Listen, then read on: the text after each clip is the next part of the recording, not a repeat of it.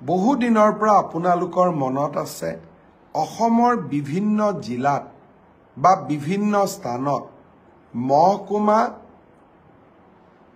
দাবীত বিভিন্ন সময়ত বিভিন্ন আন্দোলন চলিছিল আৰু কেতিয়াবা অতিকে প্ৰয়োজনীয় বুলি ভবাৰ পিছতো কৰবাৰ পৰা ৰিয়েকশ্যন আহিব বুলি মহকুমাসমূহৰ নিৰ্মাণৰ দাবীবোৰ কৰবাত পেণ্ডিং হৈ পৰি আছিল।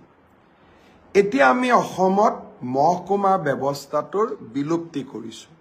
অহাকালিৰ পৰা আমাৰ ৰাজ্যত কোনো মহকুমা নাথাকিব। মহকুমাক আমি এতিয়াৰ পৰা সমজিলা বুলি জানিম।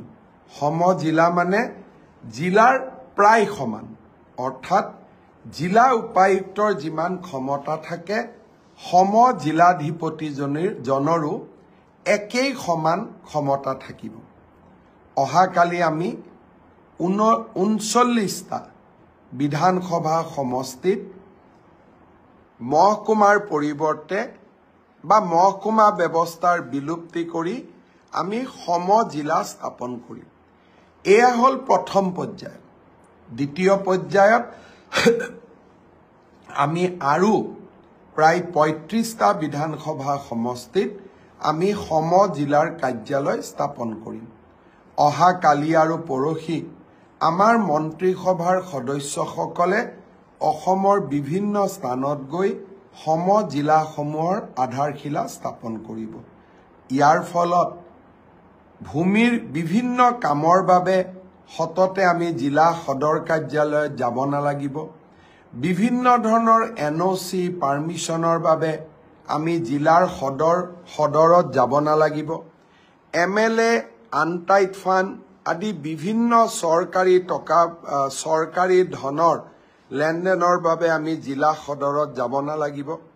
আবকাৰী বিভাগৰ কাম কাজৰ বাবে আমি জিলা সদৰত যাব নালাগিব। ৰেচন কাৰ্ড আদি বনোৱাৰ কাৰণে আমি জিলা সদৰত যাব নালাগিব। এই সমজিলাৰ কাৰ্যালয়তে এই গোটেইবোৰ কাম সমাপন হ'ব। মই ভাবোঁ এই সমজিলাৰ ব্যৱস্থাই বহুদিনৰ মহকুমা আন্দোলনৰো এটা সফল সামৰণি পৰিলে। লাহে লাহে 126টা সমষ্টিতে এই সমজিলা স্থাপন হ'ব। অহাকালি আমি এটা নতুন প্ৰশাসনিক ব্যৱস্থাত এটা নতুন আৰম্ভণি কৰিম।